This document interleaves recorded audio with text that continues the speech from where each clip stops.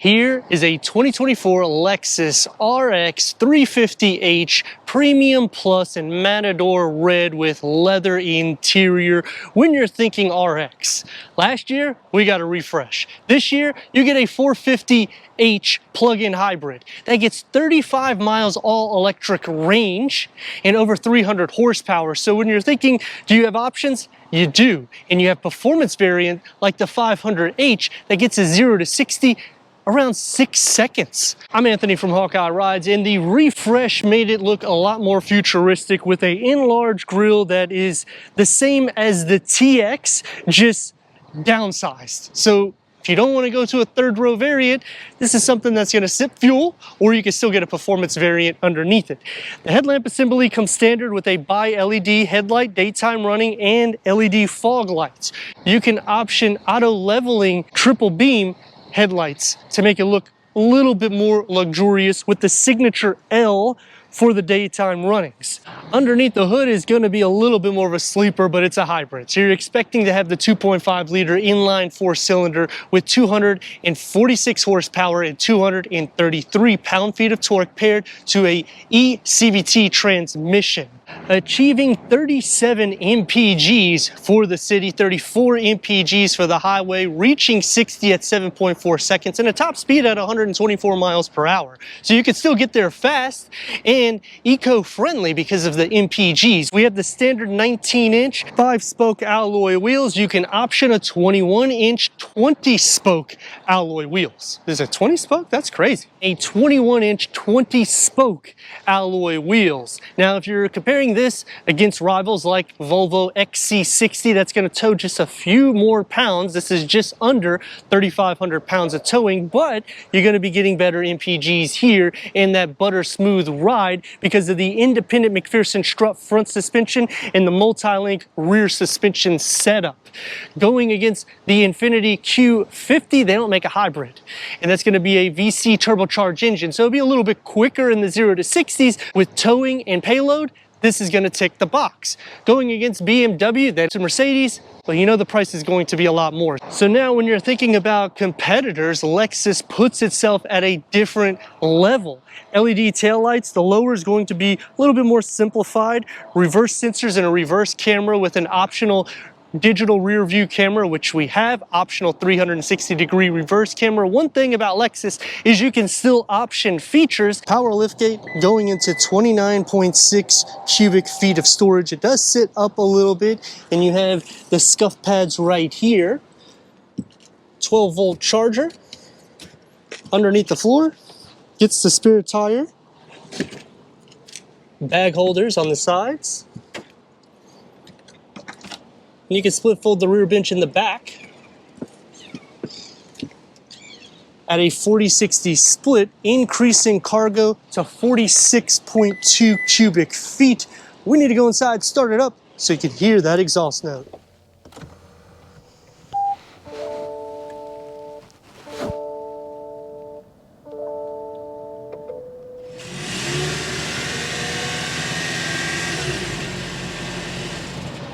Leather wrap seats, 10-way power seat adjustment, heated, ventilated memory for the driver. Headroom and leg room has a pretty decent width in the interior for 2 occupants. It is a driver focus, so you can see how it is tilted more so towards the driver with a 14-inch touchscreen with wireless Apple CarPlay, wireless Android Auto, Sirius XM, AM, FM, streaming Bluetooth audio. When you change the modes, it will change the gauge cluster. It will also funnel in the exhaust note to make it a little bit more sporty, and you can custom it as well. So you could do that for the powertrain, steering, and even the air condition if you want it to be eco or normal. Put it into reverse. As a reverse camera, the trajectory will expand, but it doesn't cover the whole screen. So that is one con to start off with. Going into the gloss black, satin aluminum, I like the 2-tier for the air vents. You get a QI wireless charger, USB ports, and you still have storage right in between with a 12-volt and another little storage tray here. And for the cup holders, it's actually pretty cool. Push it down. Now you have a deep cup holder, push it, comes back up. The wood inlays will cover the QI wireless charger and the key fob for the RX 350H. Wood inlays between the new look interior, soft to touch, and this opens up as a two-tier. So it's a his or her, or a driver and passenger. So it makes it easy in the sense that the passenger here is not going to bother me over here. Leather wrap steering wheel, 3-spoke multi-function with the paddle shifts. Now the heads-up display and the digital rear view mirror. This is a package that you can add, which we have. So when you change the configuration on the multi-function for the steering wheel, it'll be up here and also down here. So it makes it a little bit easier in the sense that you don't have to look off the road. You get the gloss black elements that's going to surround this whole area, so it looks like it's a one panel, whereas here you'll have the wood inlays. This also has the wood mixture in between, and I like that it is more seamless because you can't even tell it's there. More sporty door panel that curves into the dashboard. One touch up and down for all the windows, and it's soft pretty much everywhere where it needs to be, with a large storage pocket and a beverage holder carved out, a little storage cubby for the driver for some change, and a moonroof. Headroom for the back seats, and I got the seat reclined all the way back so I can just enjoy the hybrid. Putting it up upright, I still have a sufficient amount of headroom. Same thing with leg space, storage behind both of the front seats, third climate control, USB ports, air vents, cup holders in the center, and a storage pocket in between. The door panel will have the same segment as the front, so you get that sport design, soft to touch everywhere, and the storage pocket is about the same size as the front, just a little bit wider right there in the front. Sliding to the center, the floor is not completely flat, but the rails are pushed up. You'll share some feet space. Butt and shoulder space is not really compromised too much because the way the seat bench is, and headroom is good for anyone over 6 foot tall. Now it's time to experience amazing. A 0 to 60 is 7.4 seconds, and I know that you're not doing this for performance. You're getting this because you need MPGs, but we still need to see how it is.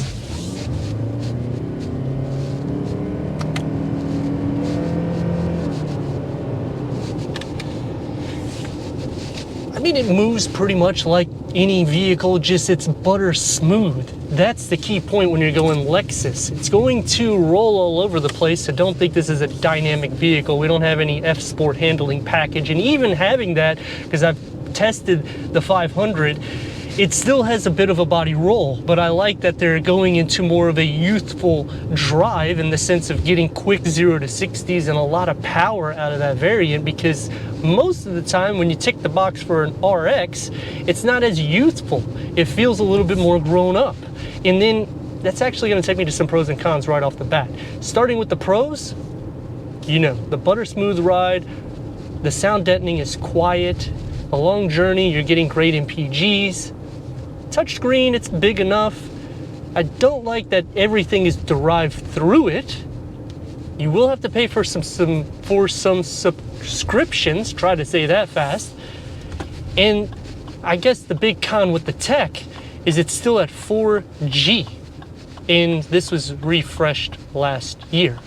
The other big problem that I see is because of the age demographic that typically looks at the hybrid variant of the RX, usually they want something that's a little bit easier to understand and operate. It can get a little complicated because you're looking at the heads-up display and the gauge cluster to configure things.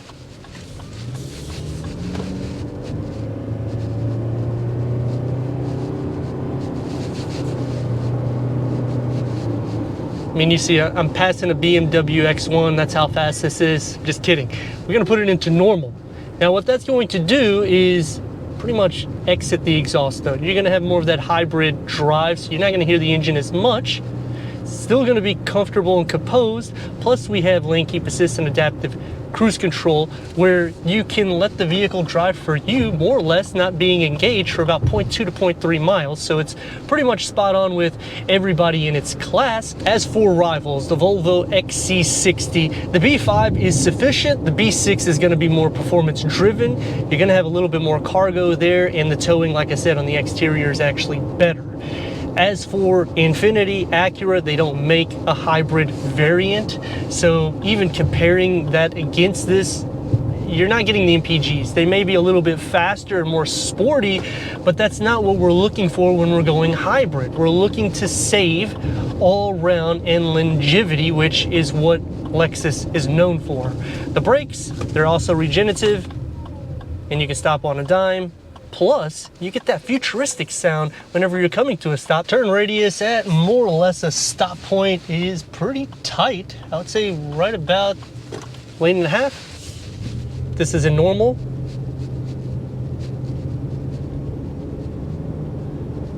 And once you go into the power segment for the gauge cluster, that's when you'll start hearing the engine actually come in place.